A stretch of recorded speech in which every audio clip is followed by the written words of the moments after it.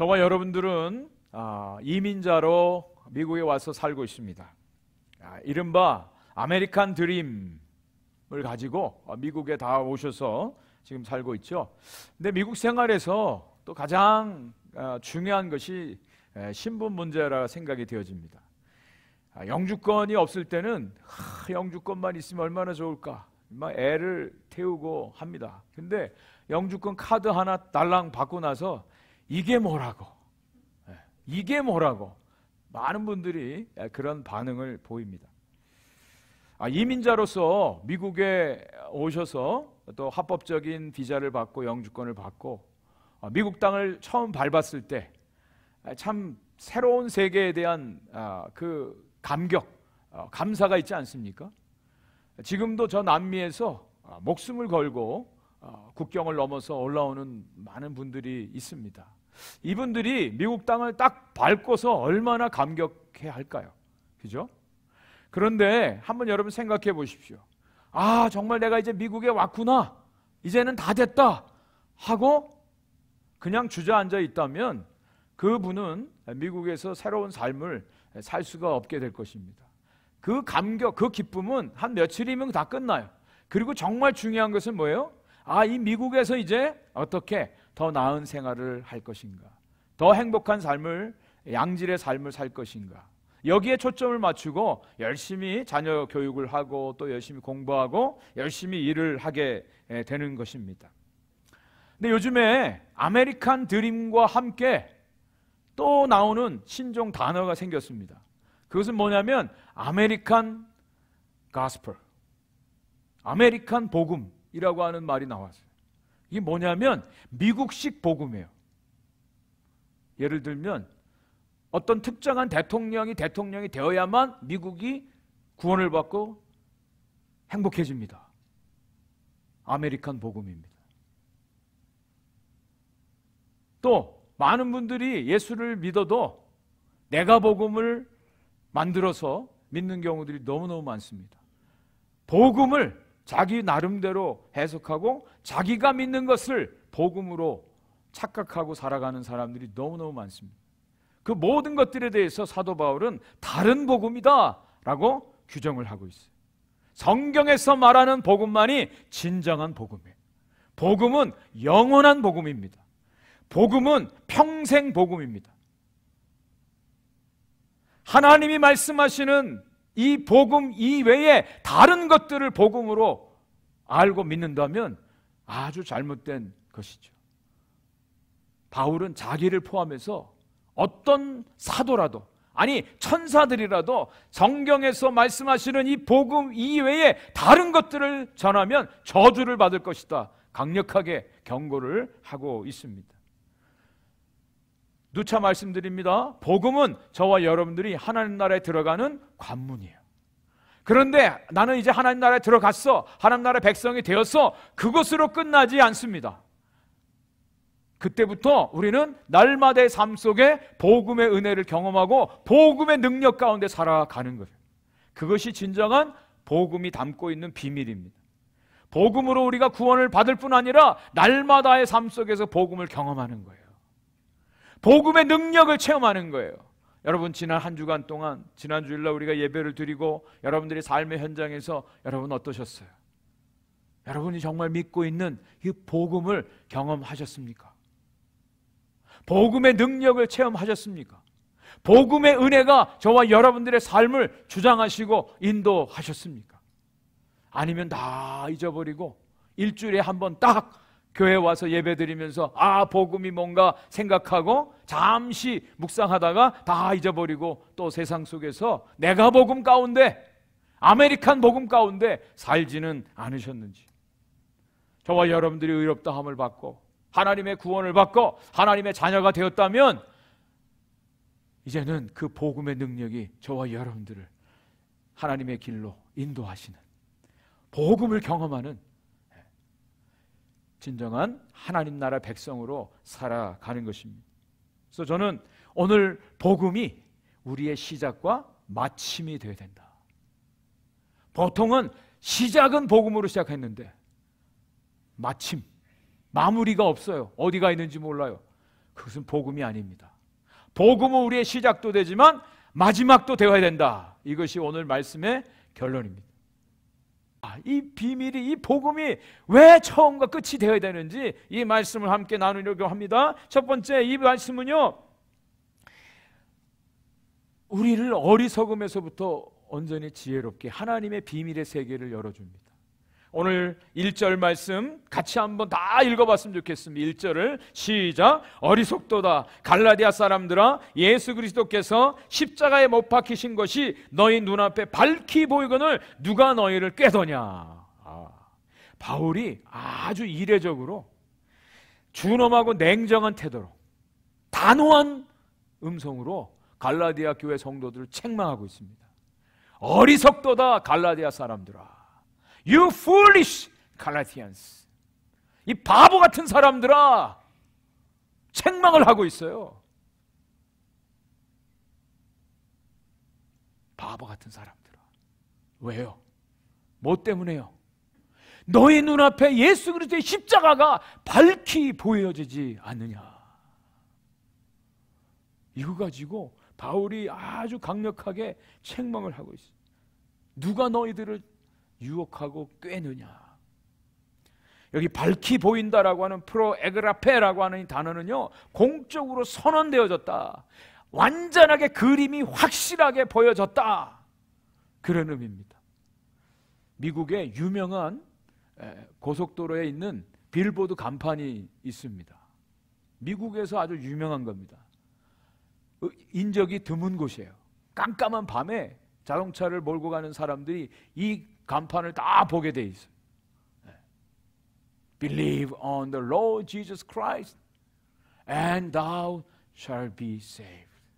주 예수를 믿으라, 그러면 당신이 구원을 받습니다. 확실하게 이 간판을 보지 않고는 그 길을 지나갈 수가 없다는 거예요. 예수 그리스도의 십자가가 밝히 보여진다. 여러분, 예수 그리스도의 십자가가 여러분 보이십니까? 이것은 그냥 육안으로 보인다는 뜻이 아니에요. 은유적인 표현입니다. 예수 그리스도를 믿는 그리스도인의 정의를 이렇게 내릴 수 있어요. 날마다 예수 그리스도의 십자가가 보이는 사람, 예수 그리스도의 십자가를 보고 예수 그리스도를 믿고 살아가는 그분의 능력을 날마다 경험하는 사람, 이 사람이 그리스도인이에요. 저는 저와 여러분들이 날마다의 삶 속에 예수 그리스도의 십자가가 밝히 분명하게 보여지기를 간절히 축복합니다. 이건 사실입니다. 역사적 사건입니다. 1776년에 7월 4일 미국이 독립선언을 하고 이 미국이란 나라가 세워졌습니다. 그래서 저와 여러분들이 이 땅에 이민 와서 살고요, 미국 시민권을 얻은 사람들은 미국 패스포드를 가지고 어느 나라든지 갈 수가 있습니다. 지금 전쟁 중에 있는 이스라엘, 1948년 5월 14일 전까지는 나라가 없었습니다.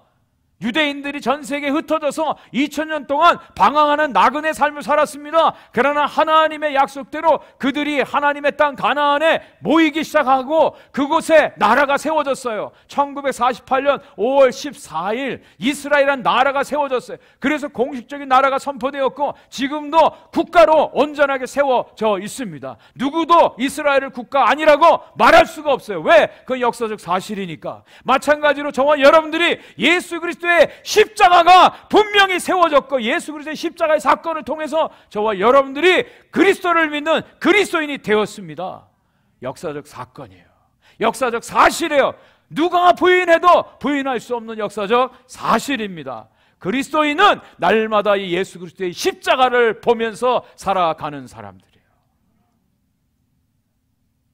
그래서 사도 바울이요, 고린도전서 1장 18절 말씀에 이렇게 말씀해요. 십자가의 도가 멸망하는 자들에게는 어리석은 것이지만 구원을 얻는 우리에게는 하나님의 능력이 됨이라. 믿으십니까? 예수 그리스도의 십자가 원래는 사형 도구입니다. 사형 틀입니다.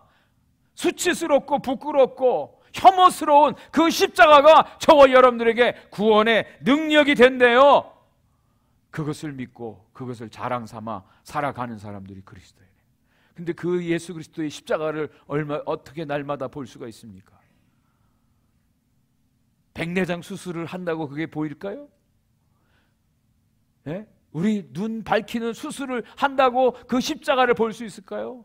아닙니다. 오직 한 가지 방법밖에 없는데 성령으로만 예수 그리스도의 십자가가 보이는 줄 믿습니다.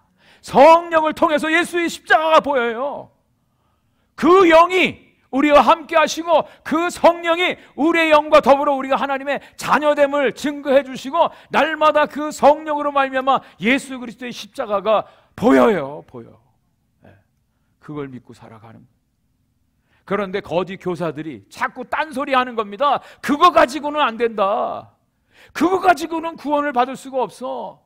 열심히 봉사해야 돼. 열심히 기도해야 돼. 열심히 행위적으로 무엇인가를 해야만 당신이 구원받아. 그냥 있으면 구원이 아니야. 이렇게 가르치는 거짓 교사들이 있었어요. 여기에 넘어가서 유혹되어지고 하는 사람들이 많이 있었어요.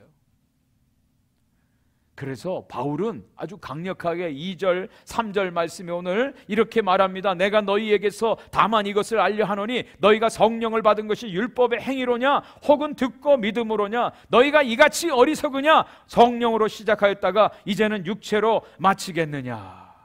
성령을 받은 것이 성령을 통해서 예수 그리스도의 십자가가 보인다고 하는데 성령을 받은 것 어떻게 우리가 성령을 받았느냐? 우리가 열심히 노력한다고? 우리가 열심히 헌금했다고? 우리가 우리 자신을 드렸다고?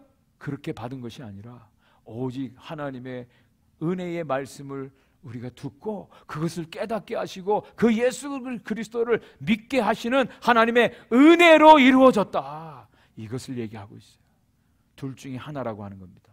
교회를 다녀도요, 지금도 여전히 이 예수 그리스도의 은혜를 깨닫지 못하고 자기가 뭔가 해야만 구원을 받는다고, 자기가 뭔가 자기 의로 자기 자존심으로 자기 체면을 가지고 신앙생활을 하는 사람들이 얼마나 많은지 몰라요. 그래서 미국 교회, 특별히 이민교회에 직분들을 어떤 돈 주고 살려고 하는 자들이 얼마나 많은지 여러분 아십니까?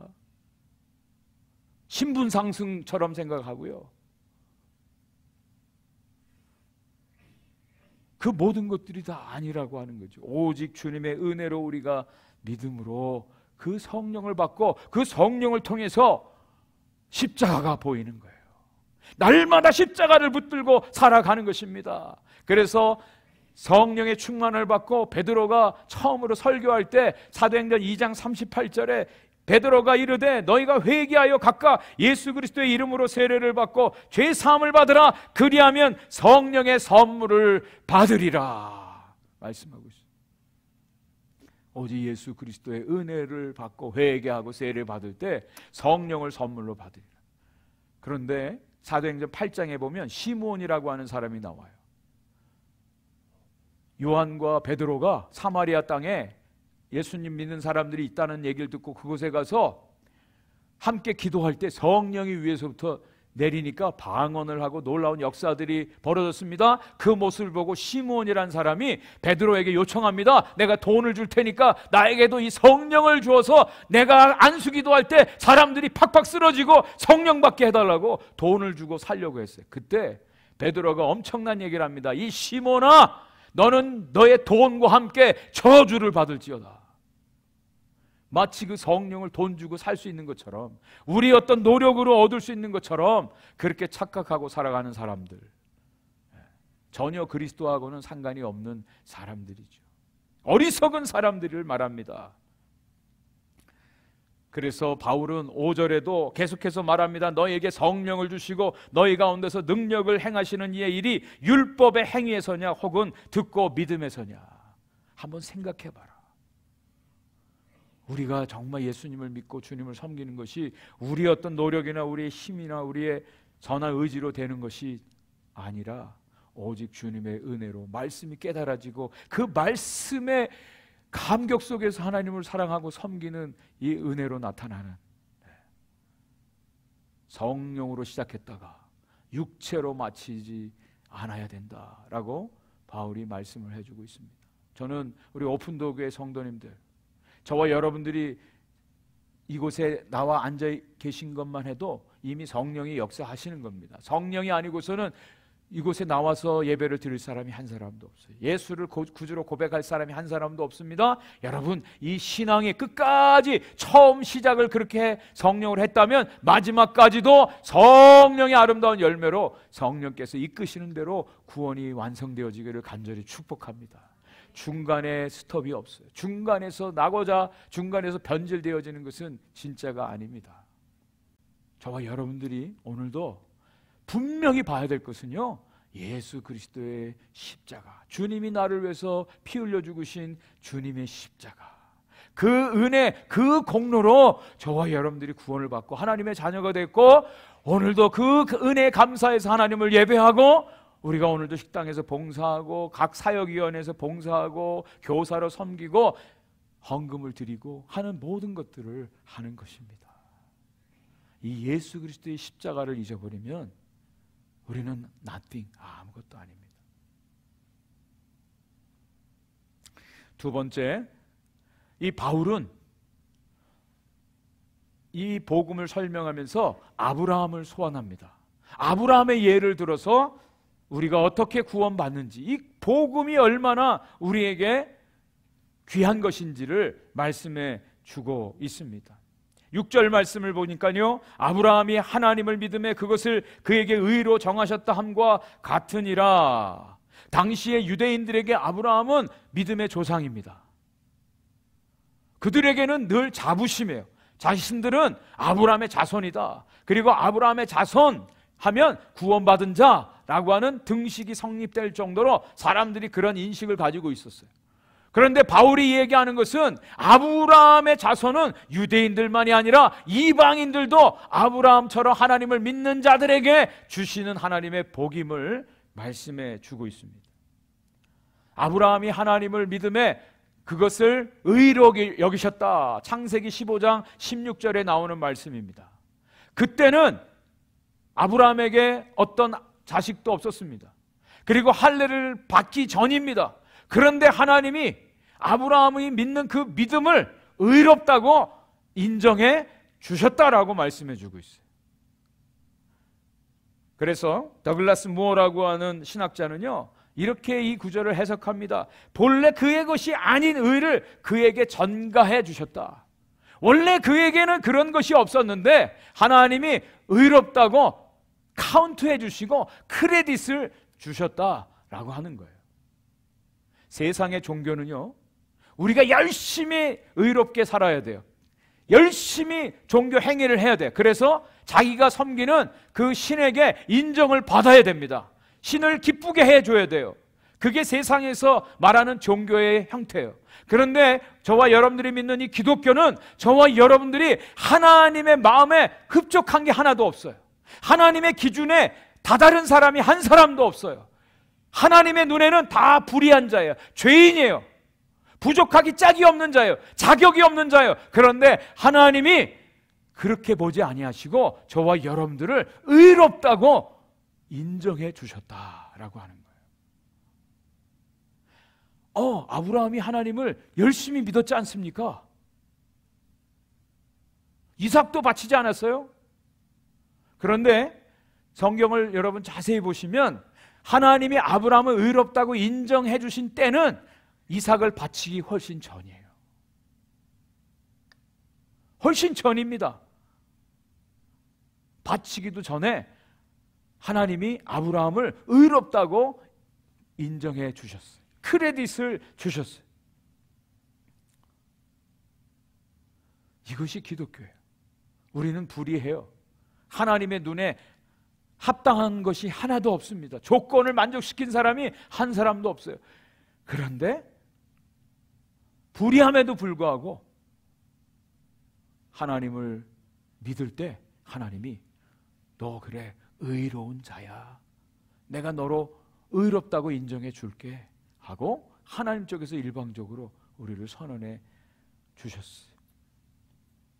그것을 신학적인 용어로 칭의라고 말합니다. justification. 의롭다고 칭해 주셨다. 원래 의로운 자가 아닌데 의롭다고 인정해 주셨다라고 하는 거예요. 여기에 대해서 로마서 4장 4절 5절은 이렇게 말합니다. 같이 한번 읽어보겠습니다. 4절 5절 시작. 일하는 자에게는 그 삭시 은혜로 여겨지지 아니하고 보수로 여겨지거니와 일을 아니할지라도 경건하지 아니한 자를 의롭다 하시는 이를 믿는 자에게는 그의 믿음을 의로 여기시나니. 열심히 우리가 일을 해서 받는 거는요, 그건 은혜가 아니죠. 당당히 내가 일을 했으니까 보수로 받는 겁니다. 그런데 일을 하지 않았는데 그냥 주인이 그냥 줬어요. 그것은 보수가 아니에요. 정말 은혜로 주어진 것이죠. 또 원래부터 경건하지 않아요. 불의해요. 죄 많이 져요. 거짓말 많이 해요. 그런데도 하나님이 그렇게 심판하지 아니하시고 우리를 의롭다고 인정해 주셨다라고 해요. 그것이 진짜 복이라고 성경은 말씀해 주고 있습니다. 성경에 보면 포도원 품꾼의 비유가 나옵니다. 아침 새벽부터 일한 사람들이 있어요. 오후 5시에 들어가서 1시간 딱 일한 사람이 있어요. 나중에 주인이 돈을 주는데 똑같이 한 데나리온씩 주는 거예요. 아침부터 와서 일한 사람들이 투덜투덜 대기 시작했습니다. 어떻게? 우리는 하루 종일 일했는데 저 사람 1시간 일하고 왜 똑같이 줍니까? 세상에서는 있을 수 없는 일이죠. 그런데 하나님의 나라에서는 그거를 얘기하고 있어요. 어떤 사람들은 새벽부터 와서 일하고 어떤 사람들은 5시에 와서 일하고, 어릴 때부터 신앙생활 모태 신앙자들, 또 나중에 예수님 믿고 변화된 사람들, 그 얘기가 아닙니다. 저와 여러분들은 다 몇 시에 부름받은 사람들이에요? 저와 여러분들 모두가 구원받은 모든 사람들은 다 5시에 부름받은 사람들이라는 거예요. 자격이 없어요. 그걸 받을 자격이 없어요. 그런데 하나님이 일방적으로 인정해 주시고 구원의 은혜를 선물로 주셨다라고 하는 거죠. 자, 이것을 좀 더 바울이 자세히 설명을 해주고 있습니다. 7절부터 9절까지 한번 눈으로 따라서 읽어주시기 바랍니다. 그런즉 믿음으로 말미암은 자들은 아브라함의 자손인 줄을 알지어다. 예. 믿음으로 아브라함의 자손 되는 거 그거 다 알아요? 또 하나님이 이방을 믿음으로 말미암아 의로 정하실 것을 성경이 미리 알고 먼저 아브라함에게 복음을 전하되 모든 이방인이 너로 말미암아 복을 받으리라 하였느니라. 하나님이 아브라함을 부르실 때 이미 아브라함을 통해서 이방인들도 구원하실 계획을 가지고 아브라함 너를 통해서 모든 이방인들도 구원받을 거야 라고 말씀해 주셨다는 거예요. 근데 유대인들에게는 이것이 가려져 있었어요. 알지 못했다라고 하는 겁니다. 그러면서 9절에 그러므로 믿음으로 말미암은 자는 믿음이 있는 아브라함과 함께 복을 받느니라. 여기 믿음이 있는 자는 유대인이나 이방인들이나 믿음이 있는 자는 아브라함이 받는 복을 함께 받게 될 것이다. 엄청난 이야기입니다. 지금 이스라엘과 하마스 간에 팔레스틴 간에 전쟁이 일어났지 않습니까? 물론 이들은 혈통적으로 종교가 유대교요 이슬람이어서 싸운다 뭐 그러지만 그 이전부터 이들은 혈통적으로 도저히 하나 될 수 없는, 같이 살 수 없는 그런 장벽을 갖고 있는 사람들이에요. 우리가 이해할 수 없는. 지금까지도 유대인들과 이방인들은요 철천지 원수예요. 물과 기름 같은 존재입니다. 그런데 사도 바울은 그 이방인들도 하나님을 믿는 믿음으로 같이 유대인이나 함께 아브라함이 받는 복을, 구원의 복을 받을 수 있다라고 지금 선포하고 있습니다.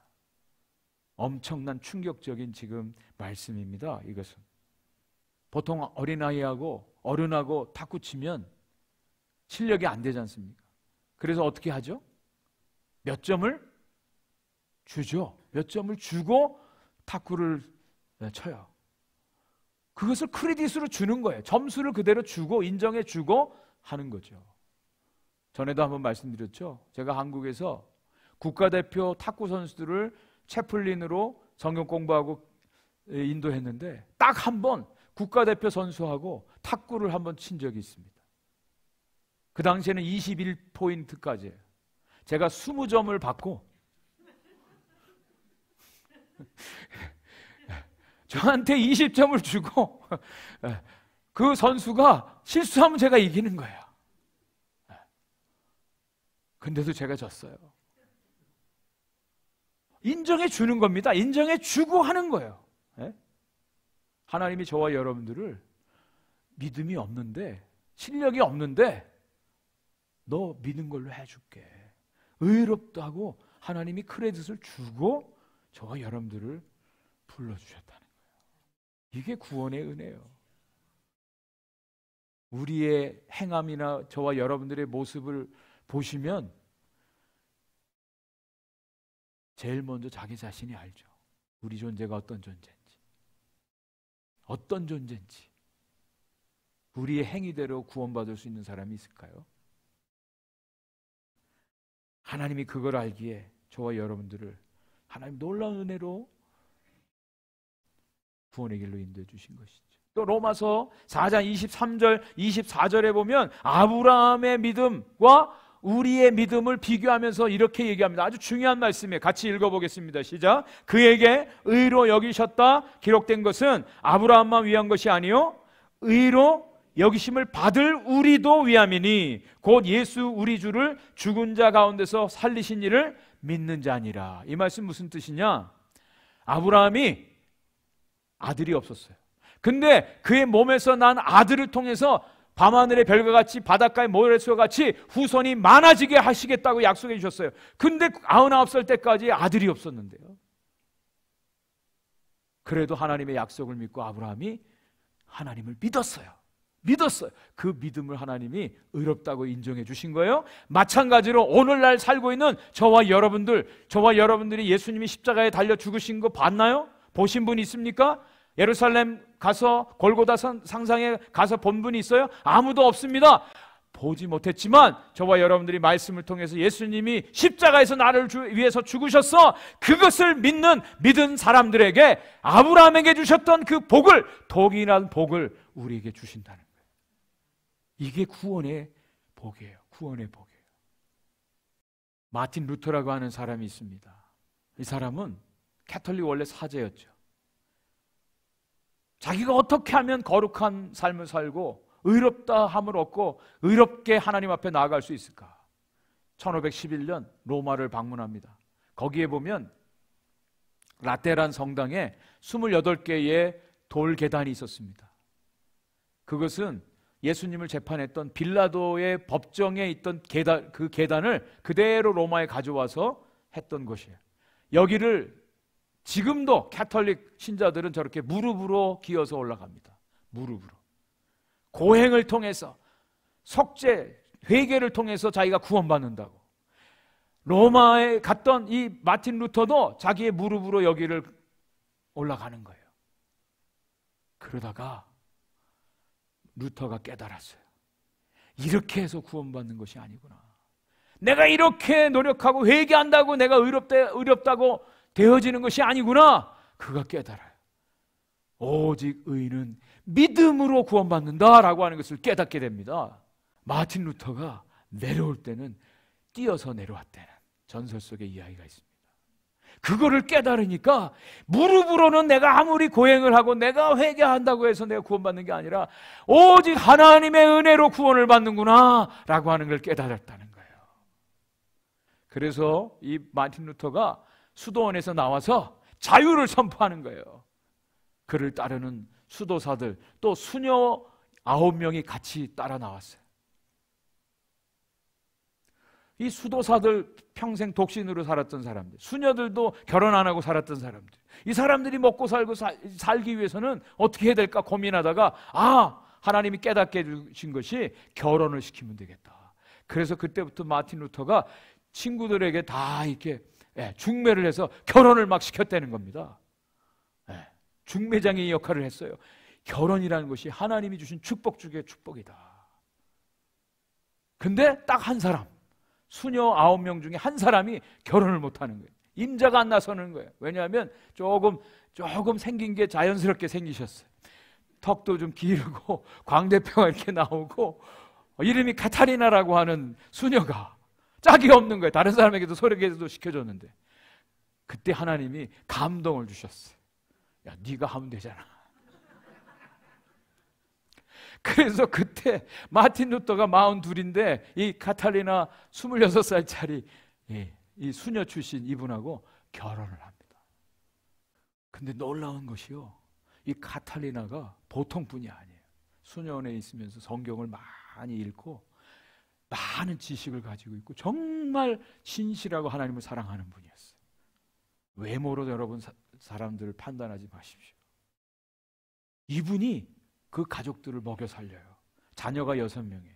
조카들이 있었어요. 그리고 죽은 친구들의 자녀까지 다 집에서 돼지 키우면서 다 섬겼어요. 여러분 유명한 예화를 아실 거예요.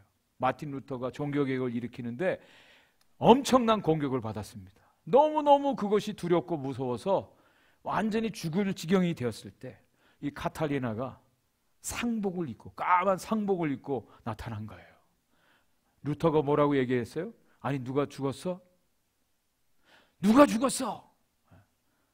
이 카탈리나가 얘기하죠. 하나님이 죽으셨어요. 하나님이 돌아가셨어요. 루터가 얘기합니다. 아니 어떻게 하나님이 죽으셔? 그런데 어떻게 당신은 하나님이 돌아가신 것처럼, 하나님이 안 계신 것처럼 그렇게 풀이 죽고 절망 가운데 있습니까? 나중에 이 마틴 루터가 정말 종교개혁을 일으켰던 이 귀한 삶을 살았던 것은 바로 이 카타리나 부인의 역할이 컸다. 그런 이야기들이 있습니다. 그래서 그 당시에 희대의 스캔들이 바로 이 두 분의 결혼이었어요. 그 당시에 캐톨릭 교친형에서 마틴 루터가 결혼을 해? 이게 그 당시에 아주 희대의 스캔들로 기록되어진 사건입니다. 여러분, 우리의 구원이, 우리의 의롭다함을 얻는 것이 우리의 어떤 행위나 우리의 노력이 아니라, 우리의 능력이 아니라 오직 하나님의 은혜의 선물인 줄 분명히 믿으시기 바랍니다. 마지막 세 번째, 오늘 말씀의 결론입니다. 두 종류의 사람밖에 없습니다. 이 세상에는요, 두 종류의 사람밖에 없습니다.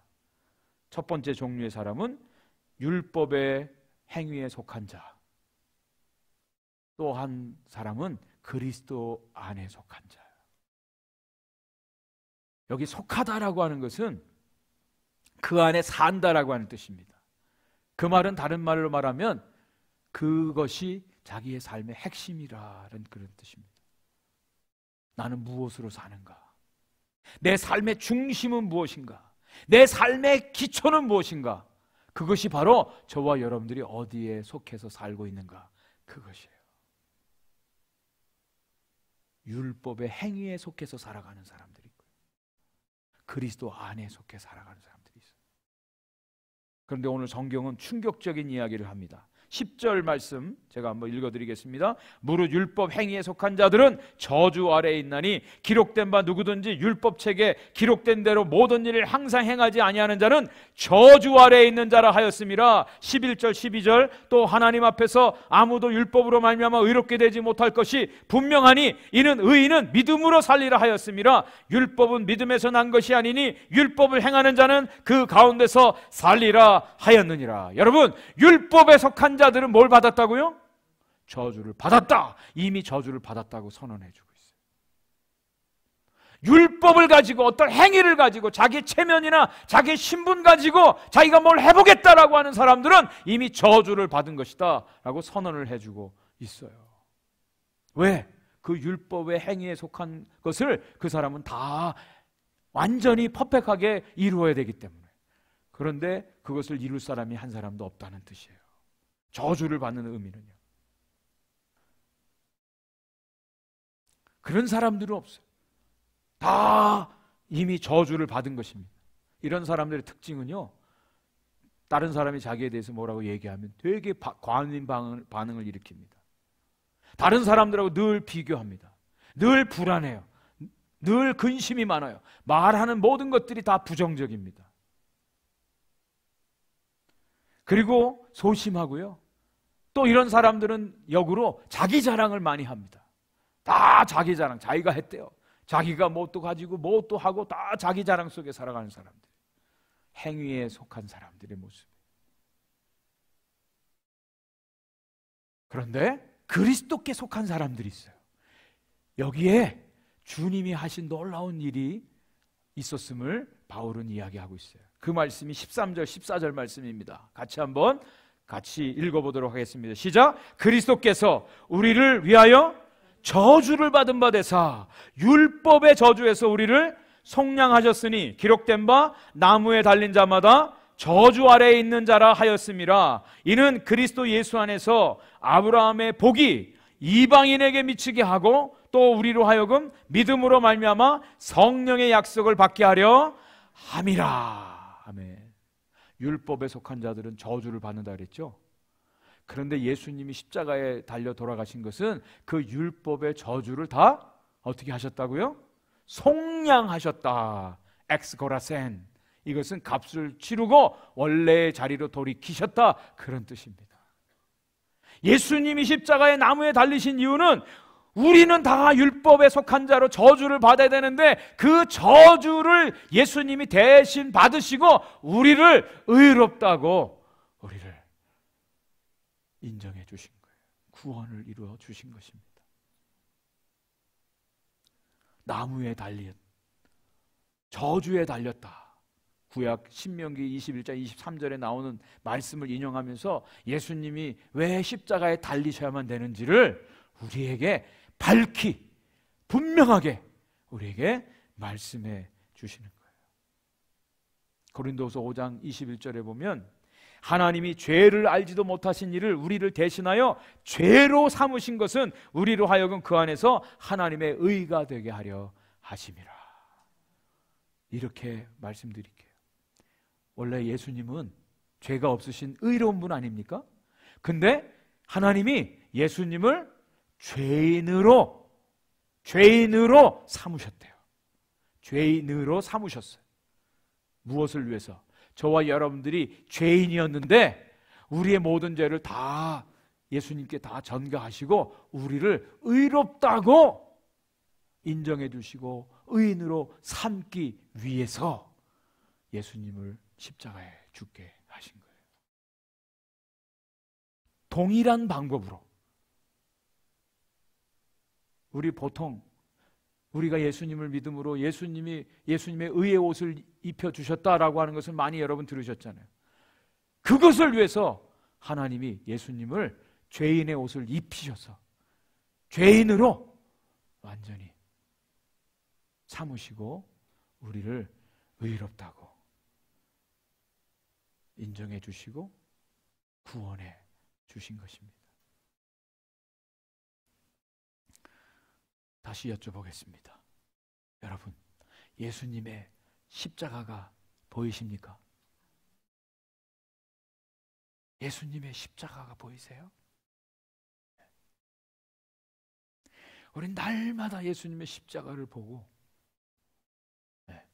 그 은혜의 감격 속에 그 십자가의 능력이, 성경에도 분명히 말씀하셨어요. 예수님이 십자가로 승리하셨대요. 십자가는 패배가 아닙니다. 절망이 아닙니다. 십자가는 승리입니다. 그래서 저와 여러분들이 십자가의 도를 붙들고 십자가를 부끄러워하지 아니하고 십자가의 능력을 선포하면서 그 복음의 능력 가운데 살아가는 것입니다. 흑인과 백인이 갈등했던 시절에 미국에서 있었던 일입니다. 기차 안에 백인과 흑인이 타고 있는데 서로 싸움이 벌어졌어요. 백인이 흑인을 향해서 칼을 던지는데 거기에 한 백인 목사님이 자기 손으로 그 칼을 대신 잡은 거예요. 그래서 그 흑인은 살았어요. 그게 너무 고마워서 이 흑인이 그 백인 목사님을 따라다니면서 옆에서 섬기는, 내가 당신을 돕고 섬기겠습니다 해서 같이 지냈다는 겁니다. 근데 섬기다 보니까 이 흑인이 때로 자기가 너무 고달프고 힘든 거예요. 후회도 되고 피곤도 하고. 근데 그때마다 보이는 게 있어요. 그 백인 목사님의 손에 난, 자기를 위해서 희생한 그 손의 상처, 그게 보이는 거예요. 그게 보이는 거예요. 그래서 또다시 마음을 가다듬고 섬겼다는 이야기가 있습니다. 예수 그리스도의 십자가가 밝히 보이거늘. 이번 한 주간도 주님의 십자가의 그 은혜 가운데 그 십자가를 바라보고 주님을 사랑하고 섬기는 저와 여러분들 되기를 주의 이름으로 간절히 축원을 드립니다.